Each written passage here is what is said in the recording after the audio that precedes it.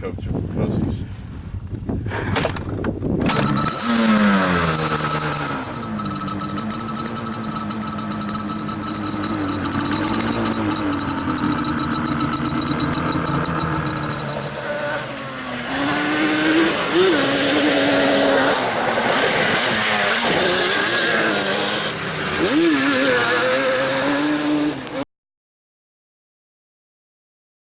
We're going to put a set of T5 Toomey pipes on it. We're going to do the jet kit and the carburetor. I'm going to put a boost bottle on it. I got a set of V-force reeds.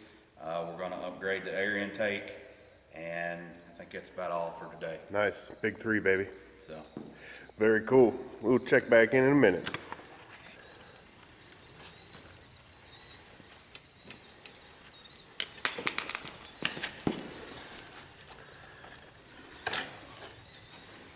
whoever had this thing before me must have just poured straight oil in it.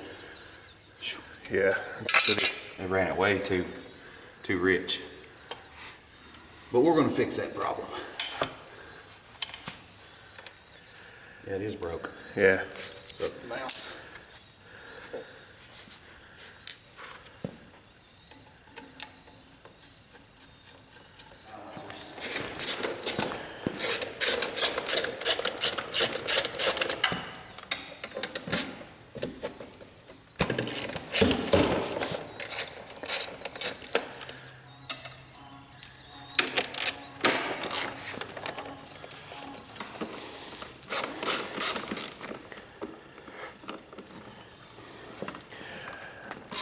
Hey, all in all, you can get the damn full exhaust system off of this faster than I get the plastics off the Sportsman. For sure, yeah.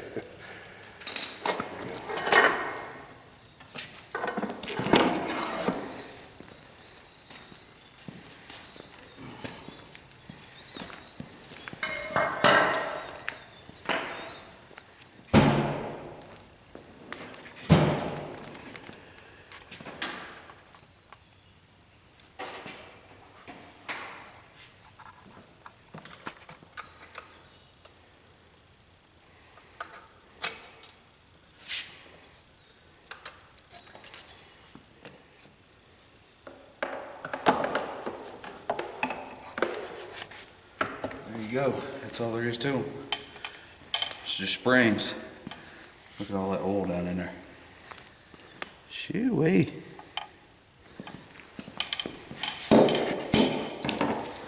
Those old pipes are heavy too. There you go. All the way down to the pistons. Got all the pipes off, all the components to the exhaust. So now I'm going to let it back down, start pulling the carbs. I'm going to slide the air box back, pull the carbs off, and then start pulling the reed valves out as well. So we'll get down here to that.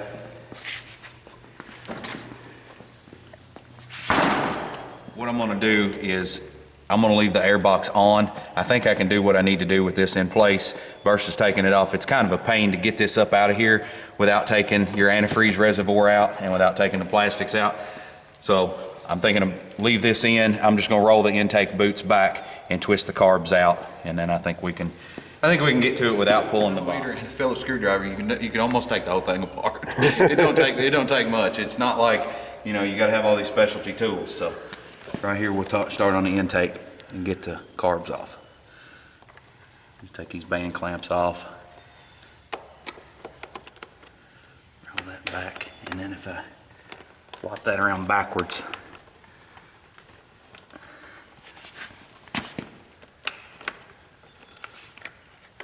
that's coming off too, so we'll just go with it.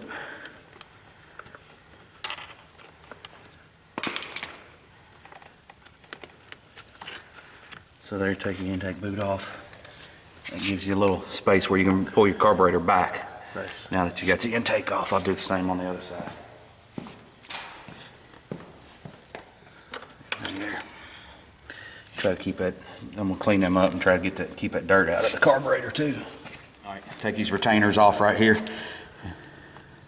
And that just screws into the side of the carb, marked left and right as well. So once you get that retainer off, then you can get in here to your cap.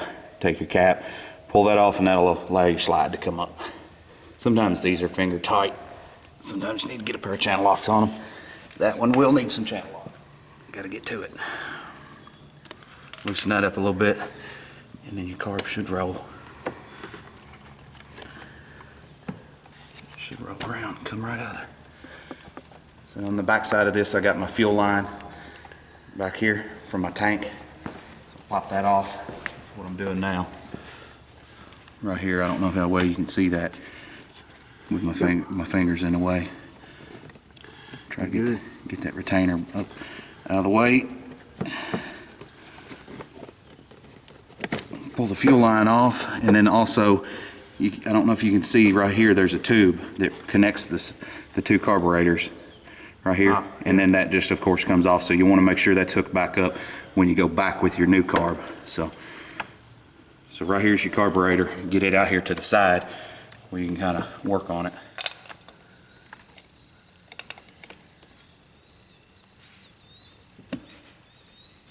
Now this does have the Tors still on it.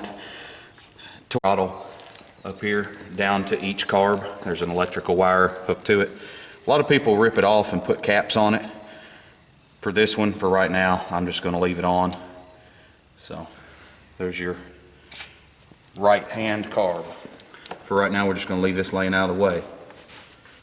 Move over to the other side. Yamaha. What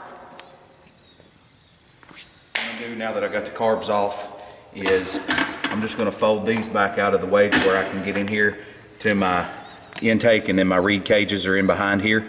So these Allen head bolts right here, there's 4 on that intake. I'm leaving the crossover tube in place because I'm going to replace that with a boost bottle. I'm just going to leave it on there and take it all off one piece. So got to get back in here. These are 6mm Allen.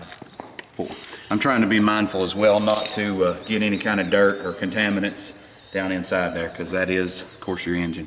And when we pulled the pipes off, I stuffed the front end with rags so no debris or anything would get down. Dirt particles get inside the engine.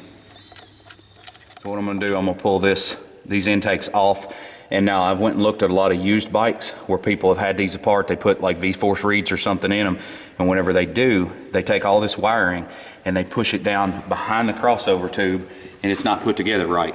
So keep in mind where all your wiring and your cabling is when you're doing this, because all these cables should be over top of your crossover tube or your boost bottle. So this should be up, tucked out of the way, not laying down on the motor where the motor gets hot and then it melts your wiring, stuff like that. So just keep an eye, and also your fuel line, kind of keep an eye on where everything goes. So we got the intakes loose. Sorry, my arm's in the way. So now I'm taking off my intake right here. So there's your intake. Set that to the side. Now right here are your reed cages.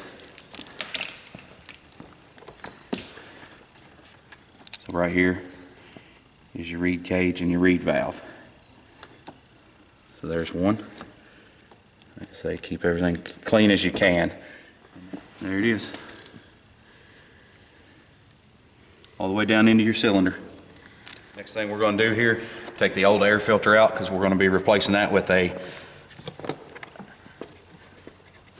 K&N, and also we're going to be putting a intake on this as well, because as you can tell, that just pops out of there.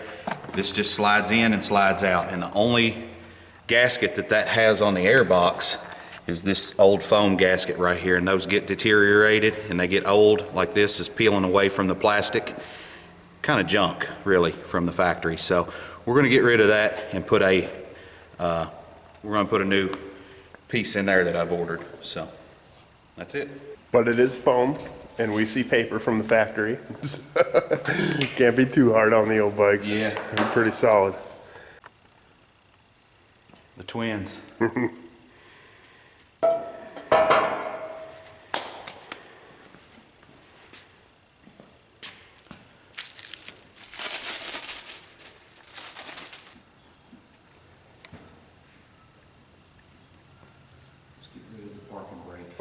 All right, I'm gonna go ahead, tear into the carbs, change the main jet inside the carburetors. While I got them apart, I'm gonna see how dirty they are, give them a little bit of cleanup, see what the bowls and everything look like inside, and swap out the main jet with the Toomey jet kit. Toomey offers these, I think they're 280 main jets. So we'll get those put in carbs.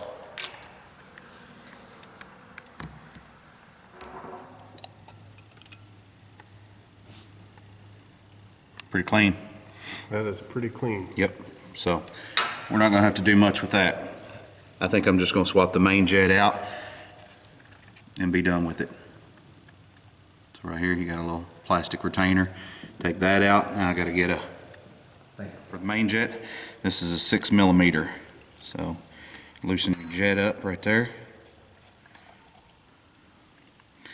So there's your stock jet. 200 main jet is what's in it. And you're going Now, up to 280? and I think these are gonna be jets. 2 new needles and 2 new circlips. There's one of the circlips there. Very, very tiny, so make sure you don't drop them in the floor or lose them. She gone. She gone. I heard it hit over there somewhere. All right, good thing they gave us an extra one. Hopefully Fortunately, we got another one. I think it hit the wall somewhere over there. That's gonna be awful. Yes, these are 280s. So pull that out, put that right back in. Snug it down just to, don't overdo it. Put the retainer back in. That sits down in there like such. Everything else is clean. I'm not gonna mess with it any more than I have to, because that's all I need to get to anyway. I'm not gonna break the carburetor down because it's probably one of the cleanest ones I've ever seen. So we're just gonna put the bowl back on and be done with it. In the top of your slide, you've got a spring coming up here in between your cable. So you wanna pull that up and get that out of your way. Down inside of here, it's really hard to see, but there's 2 screws holding a retainer in that holds your cable into place. So you're gonna wanna take that retainer out.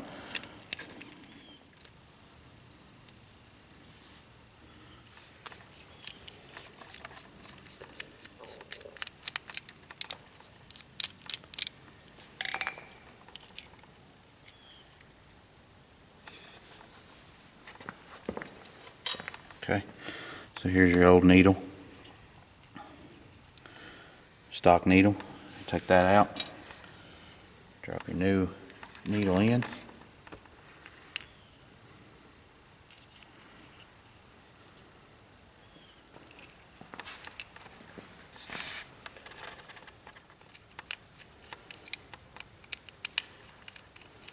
The new needle's in, put the needle retainer back in place inside of here.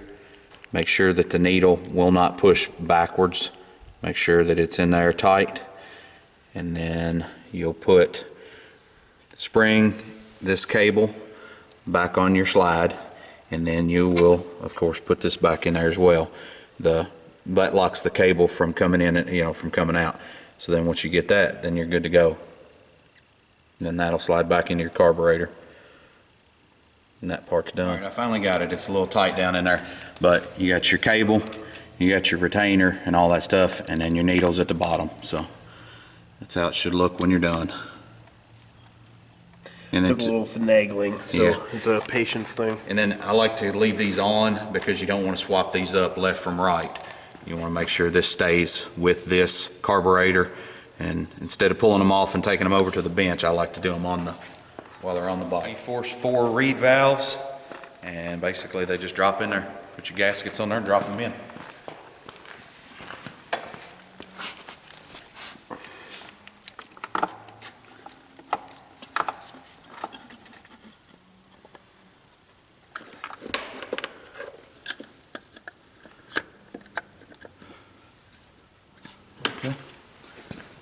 And go ahead. All right, after cutting the tabs off, now we've got our reed and our intake mated up nice. We got a gasket in between each one. You got a gasket that goes between your intake and your reed, and then your reed and your cylinder.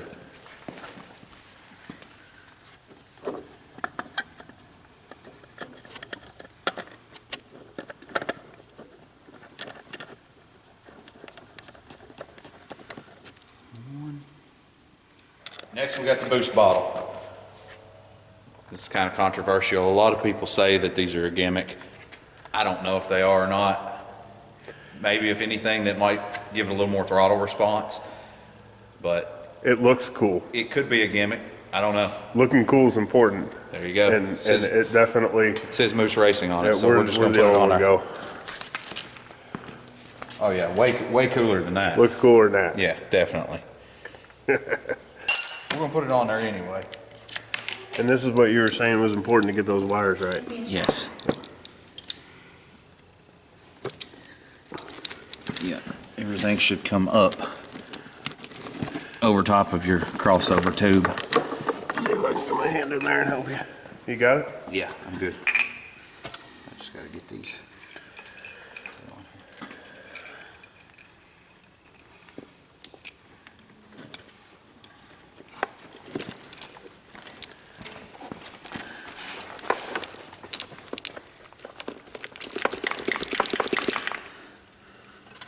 We're good.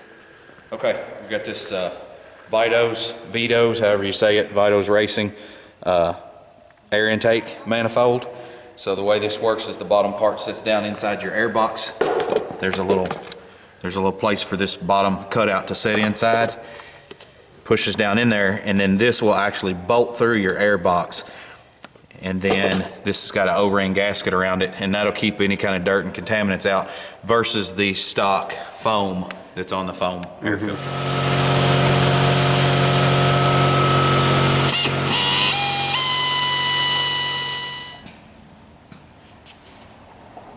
Instead of be putting the carburetors back on, so get all of our hoses and stuff hooked back up into that.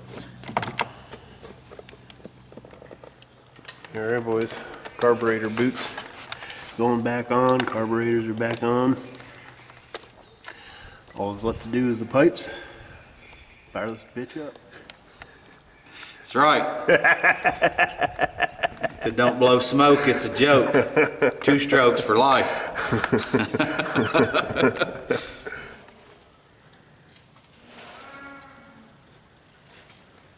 You want one or not?